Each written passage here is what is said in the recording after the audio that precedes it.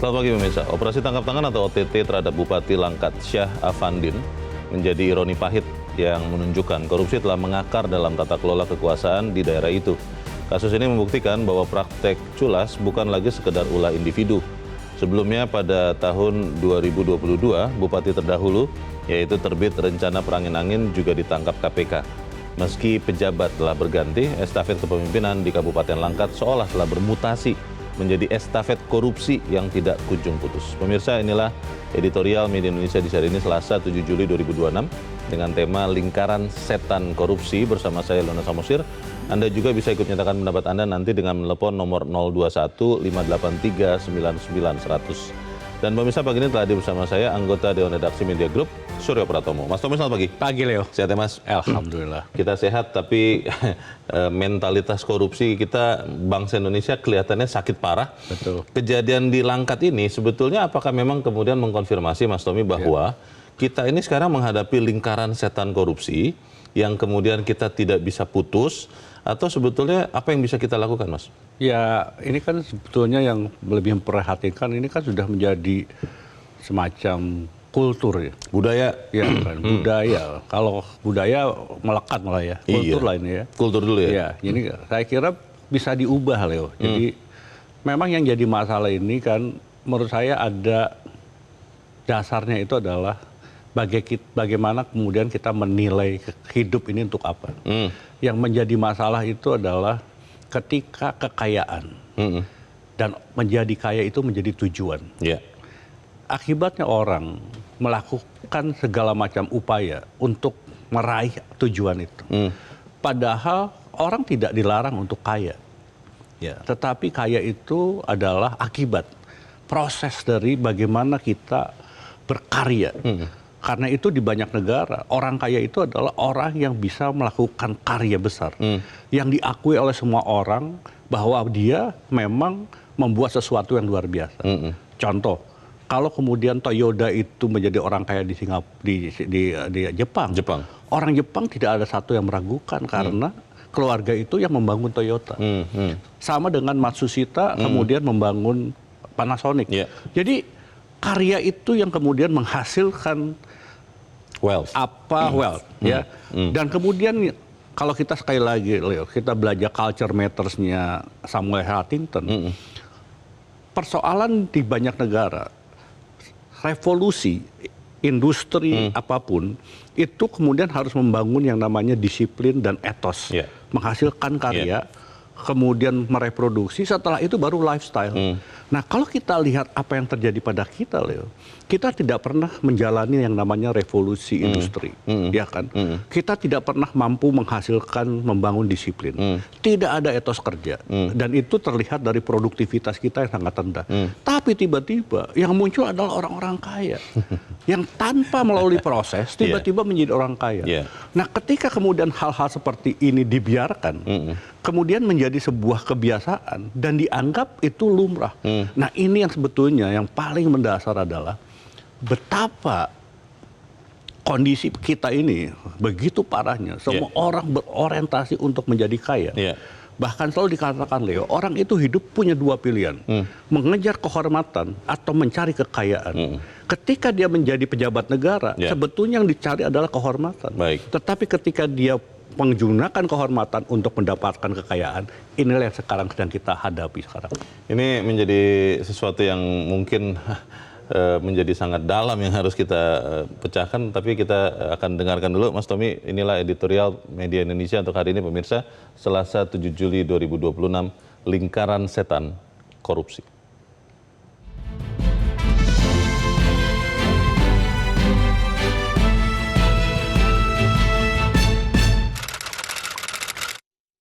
Lingkaran Setan Korupsi.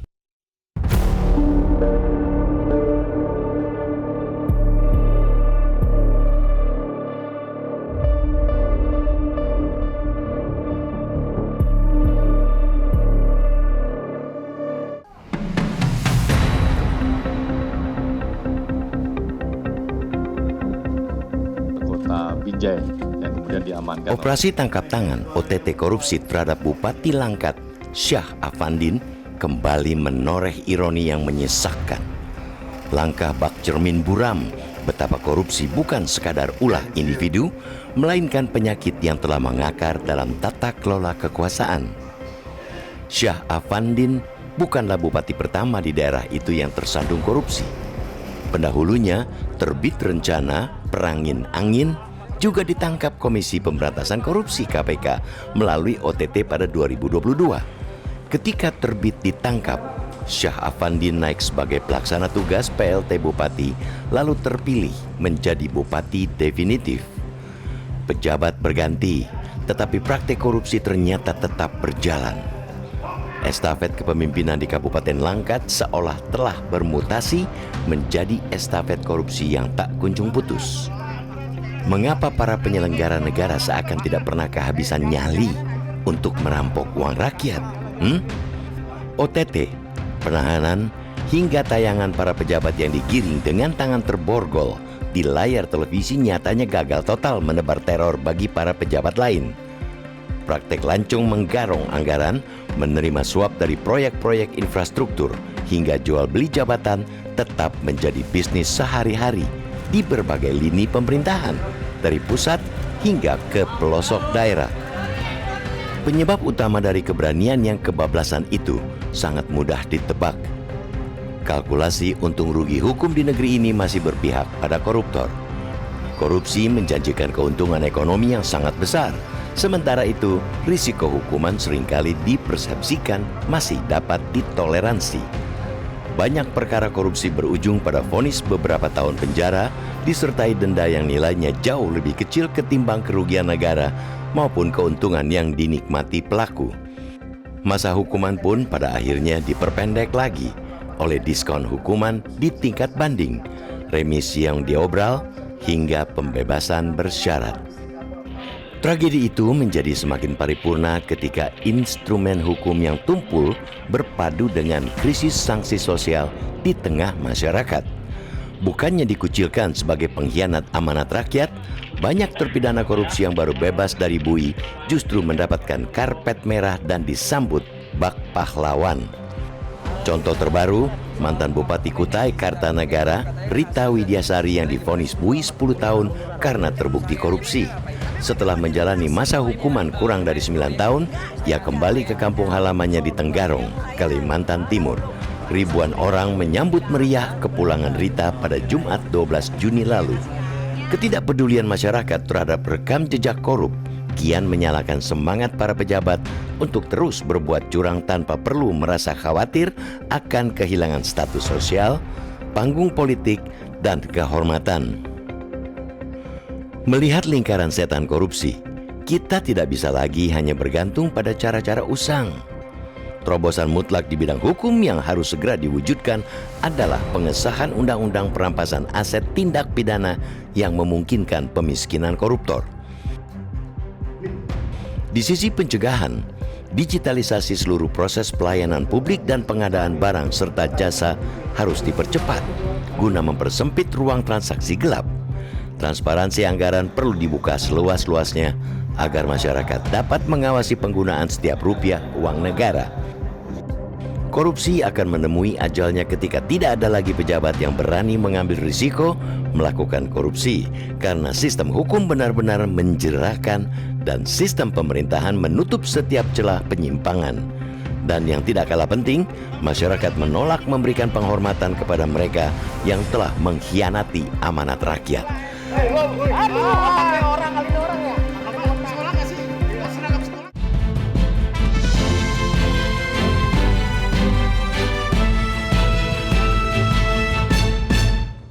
Di bagian berikut Anda bisa ikut menyatakan pendapat Anda, pemirsa. Untuk saat ini tetaplah bersama kami.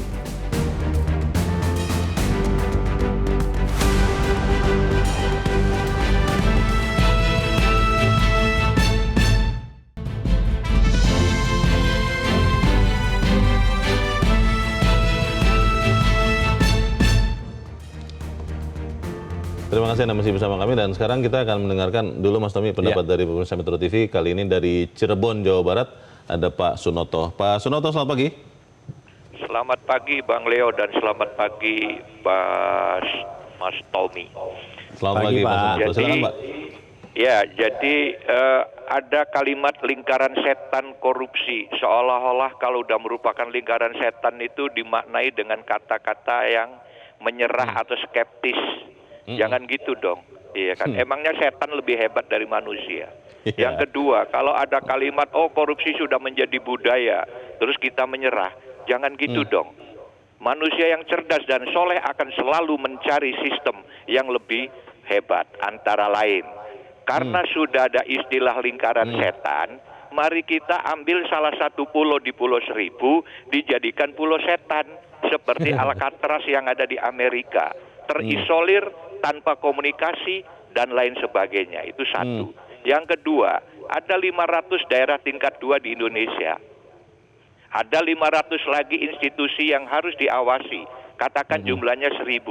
Pasang setiap titik itu 2 orang yang bukan orang Indonesia seperti BPK dan BPKP. Karena terbukti BPK-BPKP kan tidak efektif.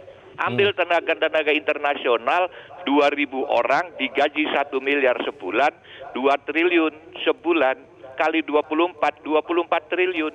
Apa artinya kalau kebocorannya 1.300 triliun? Nah, disinilah ajas benefit cost ratio itu dipakai. Dan yang penting dalam suara saya hari ini, jangan skeptis dan jangan menyerah, apalagi apatis. Emang kalau udah korupsi udah budaya, rasanya udah angel untuk dipecahkan. Korupsi sudah lingkaran setan. Emang lingkaran setan itu apa?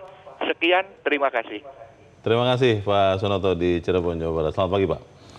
Pak Sunoto berhitung itu Mas Tommy, karena kebocoran mungkin di atas 1.000 triliun, total biaya 24 triliun saja ya kecil lah dibanding. Tapi bagaimana kita bisa meyakini bahwa di luar sana nih pemirsa kita Mas Tommy, rakyat Indonesia masih banyak yang seperti Pak Sunoto?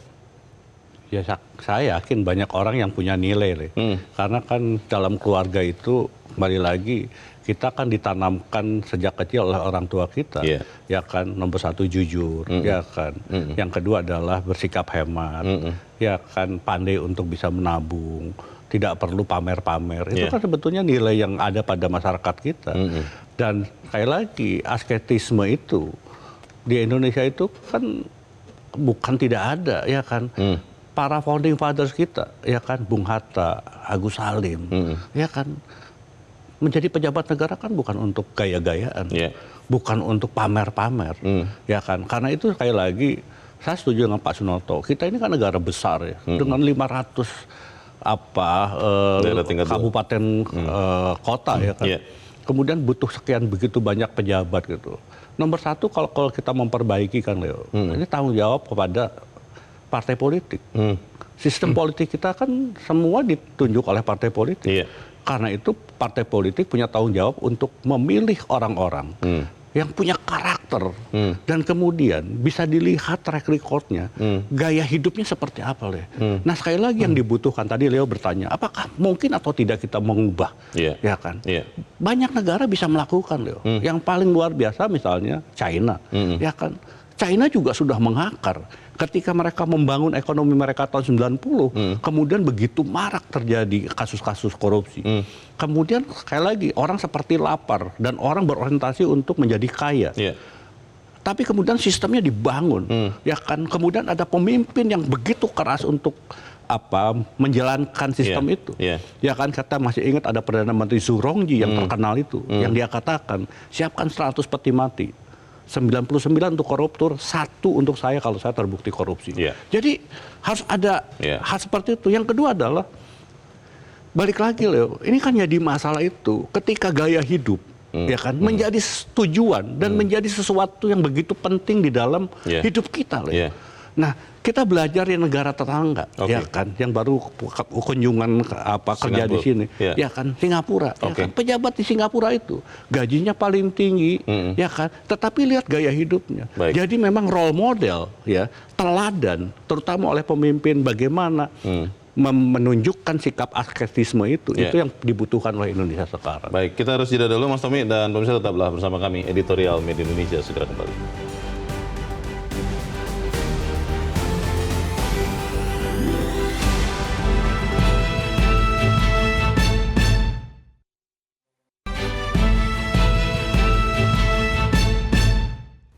Terima kasih Anda masih bersama kami dan kita ada di bagian akhir diskusi kita pagi ini. Mas Tommy, Ya.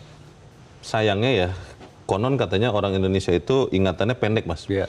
Ketika ada peristiwa Langkat ini, kita ramai membicarakan, tapi nanti kalau sudah agak reda, lupa lagi. Ya. Bagaimana memastikan bahwa lingkaran setan korupsi ini kita bisa benar-benar berantas? Ya persoalannya ada di nilai Le.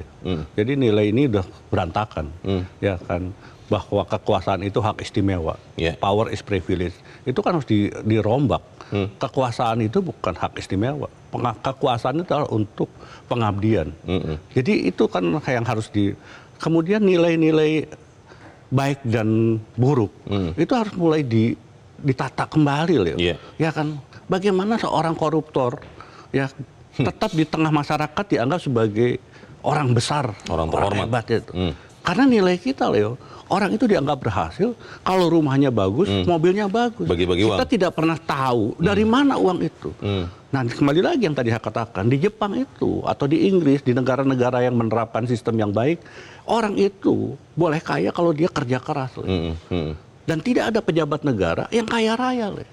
Karena menjadi pejabat negara itu panggilan tugas. Pengabdian. Ya kan, Iya. pengabdian. Kalau kemudian sekarang nilai ini kita tidak perbaiki, ya lingkaran setan itu akan terjadi. Karena itu harus sekarang saatnya, ya kan, kita semua harus selalu mengingatkan, jangan berkompromi lagi seperti itu. Bahkan di semua level ya. Misalnya tindakan untuk memberikan uang kepada mahasiswa yang demo kemarin, menurut saya itu nggak bisa itu, apalagi dilakukan oleh pejabat negara, tidak mungkin. Sangat merusak ya. Jadi Iya. nilai itu harus kita perbaiki. Nah, kembali kepada nilai-nilai yang sekali lagi Indonesia miliki dulu, Le. Iya. Kita butuh sosok-sosok, ya kan, pemimpin yang sekali lagi bisa membedakan antara yours and mine. Iya. Uang negara apa uang saya. Iya. Kembali lagi, sosok seperti Bung Hatta itu adalah sosok yang bisa melakukan itu. Yang kedua adalah beliau sosok yang tidak menjadikan kekuasaan itu hak istimewa. Iya. Dan yang ketiga adalah bagaimana kesederhanaan itu bukan kemudian kita kemudian menjadi rendah. Baik. Kesederhanaan itu menjadi sesuatu virtue yang dihormati orang, dan sampai sekarang kita menghormati Bung Hatta sebagai sosok yang sederhana. Nah, nilai-nilai itu ada pada bangsa ini. Yeah. Mari kita kembalikan dan mari kita selalu ingatkan bahwa kita menjadi bangsa yang tidak mendewakan yang namanya materi. Baik, kita aminkan itu. Mas Tommy, terima kasih sudah di tempat ini. Selamat pagi, Mas. Pemirsa, korupsi akan menemui ajalnya ketika tidak ada lagi pejabat yang berani mengambil risiko korupsi karena sistem hukum benar-benar menjerakkan dan sistem pemerintahan menutup setiap celah penyimpangan. Dan yang tidak kalah penting, kita, masyarakat, harus menolak, menghormati mereka yang sudah mengkhianati amanat rakyat. Saya Leonard Samosir, terima kasih. Anda sudah menyimak editorial Media Indonesia itu pagi ini.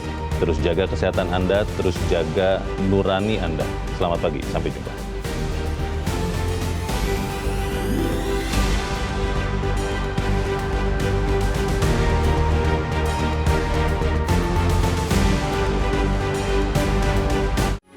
Metro TV